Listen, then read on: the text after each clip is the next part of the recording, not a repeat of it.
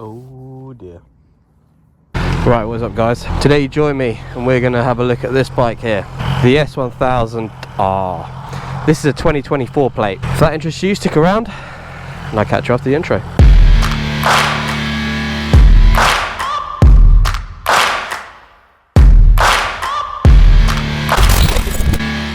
Okay, so I want to jump straight into the first thing that I love about this bike, and that is the looks of it. So it's basically just the S1000R but a naked version, and it's obviously got a different engine and stuff, but it's okay, but I'll show you a bit of a clip and you can see just why I love this bike. Let's roll that clip.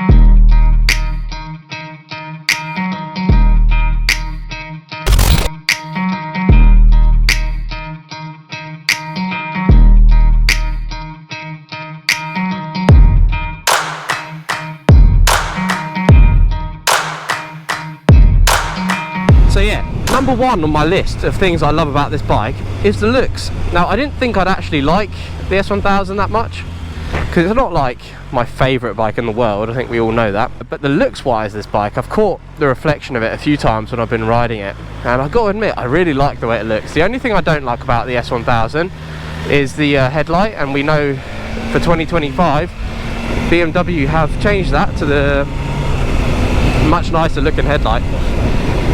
You have to excuse me today, I've got a nice Christmassy cold and I'm a bit stuffy, and it's also miserable because it's the beginning of December, but we move. But yeah, it has a nice aggressive stance. The colour schemes are very nice. In the 2024 you can get, like, I believe it was like black, grey, white for the M Sport pack. And I'm not too sure about 2025, I think maybe similar colours, like a grey, but maybe not a black this year, I'm not too sure. But yeah, overall, great looking bike. Next thing I love about this bike is the technology that it comes with. Anyone who's been on a BMW of modern times will know that the technology is spot on. Oh god, my poor face. So this bike has all of the tech that you would expect a modern BMW or modern day superbike to have, to be honest. And just look at the TFT dash, it's lovely. If I was being super picky, I would say the screen could be slightly bigger and there wasn't these black surrounding edges all the way around it. It could be like a nice flat screen TV. This is how flat screen TVs started. They had a huge border, and they just got smaller and smaller, and now it's like you're just looking at a whole screen that you can see a picture on. And I'd like that for this, and I think one day that's what you'll see. I'm not sure if we're not in the early stages of TFT technology, so I'm sure it's probably possible. And then they can incorporate the warning lights, the indicators and all that sort of stuff. I don't know what the indicators, yeah, the indicators on the left, so I don't know why they're not just incorporated here, but I do love the tech on this bike, and I love the screen. You can like browse through the menu on the fly, which is really nice. So I can just click a button. As you can see, if I had a telephone connected, that would be that there, the nav, the sport mode. Just click down and I can quite happily go into like a sports mode. You can see this stuff, information, and you can also see all this sort of thing, like your information of the bike and what's going on with it. And I like that, as well as all the tech it comes with, like the, you know, in dynamic pro mode I can choose how high I want the wheelie to be, I can choose the engine braking, I can choose all of that stuff. So positive, that's great, and I like all the tech this thing has, as well as the little wheel on the side. So if you want a bike full of tech, this is a good one. Third thing I like about this bike is probably its best feature, arguably, and that is the handling. The chassis on this bike is obviously the same as the R, so it's super sport derived chassis, and obviously it's going to be direct, it's going to be, you know, sharp, and it feels very quite nose heavy, considering it's a naked bike compared to like the MT10. where you don't really have much weight on your arms at all, this has a bit of weight over your front, so you can actually feel what's going on in the roads. My god, I'm suffering in this helmet. I just want a hot chocolate, some pyjamas, and a pair of slippers, and a visor. It doesn't steam up all the time. That would be also quite nice. You can also change the handling. This goes a little bit into the whole technology side of things with this bike, that it has electronic suspension, so you can change dynamic and make it like a little bit sportier on the fly if you wish. Oh, it's a horrible day. A couple of madmen in white ways.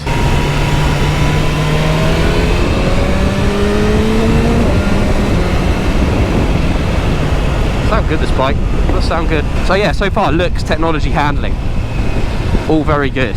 All really good positives on this bike. This bike is a perfect all-rounder. Like, it honestly is a really good all-round sports bike. If you're not wanting, I don't know, the aggressiveness of a Super Duke, or you know, and you want something that's pretty reliable and well made, yeah, this bike is very good. Not that I'm saying a Super Duke isn't reliable or well made, but BMW is, yeah, BMW have got their processes dialed, so you know you're going to get a pretty good product out of the crate. I do think KTM don't quite have the reliability as this, but they do have the fun. Right, let's go through town. It's a little bit quieter, and I can take you through the next thing I like about this bike.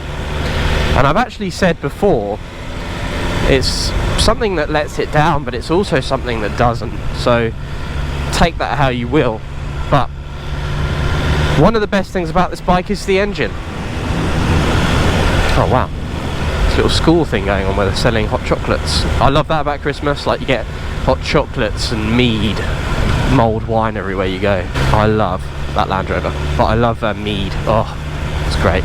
Honey mead. Everyone's getting their Christmas trees today. God, it sucks on the road. Look at this slipperiness.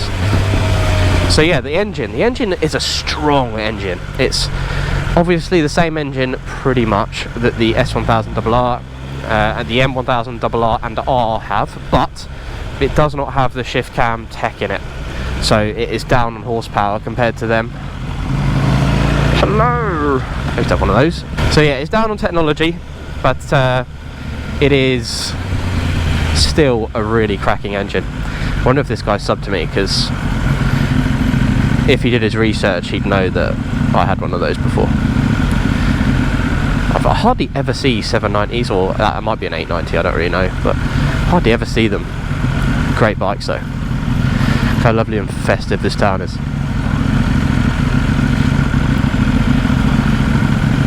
I like his helmet as well. It's a nice helmet. HJC rocking a quad lock, knows what he's doing.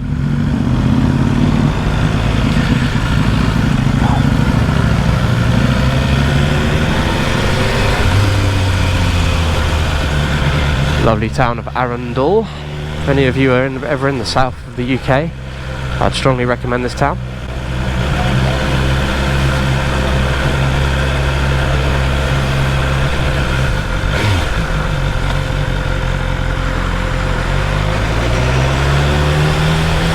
Keep it revving high so people know I'm coming. Look at that, 911 turbo. This engine is so strong, punchy, and it is very fast. It's still 165, I think, horsepower, this bike. The engine sounds great. If you had an exhaust on this bike, it would sound unreal. And just because it's not to my taste, as in an inline 4, standard inline 4, doesn't mean that the engine isn't really good. Obviously the shift cam one is, you could argue, I wouldn't say it's better, I'd just say it's more powerful. Just because it has that tech, you've got that power, but no one really needs 210, and even with the new M1000R, 217 horsepower, which is insane. You're never really going to get to use that much on the road. Like, you'll be forever wanting to wind it up and forever being frustrated. Although, don't get me wrong, they're so fun.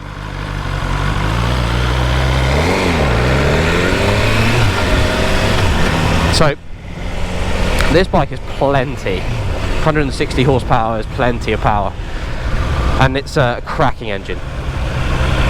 and I don't think you're ever going to have many problems with it. I've did a bit of research and I couldn't really find many nagging issues with the S1000R. If you know of any and maybe you've experienced them, put them down below in the comments, and people can have a look and see what other issues this bike's had. That felt awful. It was in the crack of the road. That's horrible. But yeah, put them down below, and people who are watching this video can have a look and see. So I'm assuming if you're watching this video, you're thinking about buying one of these. And also put the things you love about this bike down in the comments, because everyone has different needs and wants of a bike. Something that you missed when I turned the camera off just about 2 minutes ago. I just overtook a car, give it, not a handful, but I sped up to overtake the car obviously, and the back end slid out a little bit, back wheel span.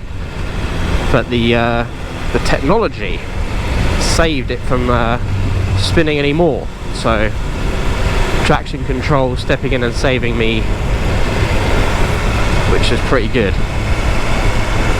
Always helpful if you're on the roads, especially when it's like this. The build quality is very good, can't complain. I would question some of these parts, like the clutch lever and, you know, some of the little bits on it that you could clip on. I'm not really a big fan of like this. I don't really get that. It just annoys me because I can't put my quad lock on. But overall the bike's a really good, top quality bike, and if you're looking for an all-round bike and you don't want to be disappointed, then you can't really go far wrong with an S1000R. And I think I speak for the you know, since it started to now. I mean, I think the S1000R has been around since 2014. I mean, tell me if I'm wrong, but it's been around for a while, let's put it that way, and it's still going strong. So it's a good bike. I would thoroughly recommend. I need forced air induction into my nostrils. I've had quite a lot of questions about my gloves lately, what I'm wearing, and are they any good. I've done a review on these gloves. They are Kai's G701s, and yes, they are good. They are arguably expensive, so I think they're about £200 plus the batteries, which are like 100 quid alone, so £300 pair of gloves.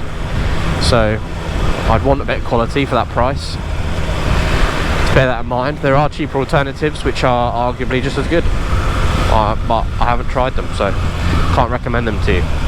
My friend has the RSTs, and they're about £100 cheaper with batteries, so maybe worth looking at those. Maybe worth checking those out. But yeah, they're good, and I couple my gloves with heated grips obviously, and I have them currently on a medium, so I don't need them to be as hot as they go, and my hands are really hot. I've got the grips on level 2 out of 3, so medium and the gloves, and my hands are toasty. I don't know why I nodded, a delivery driver. Oh look, some mistletoe. If you didn't know what that is, if it's circular in a tree like that, it's mistletoe. Oh my god, it is dull. Welcome to December. Roads feel awful. I haven't ridden on roads this bad in a while. I won't bore you with any further content. I'm ill, so I'm going to go and have an Ovaltine, because that is the best drink in the world. I'm going to sit there and watch a movie and feel sorry for myself. And I hope you enjoyed the video. If you did, feel free to subscribe, like the video, and I'll catch you on the next one. Ciao for now.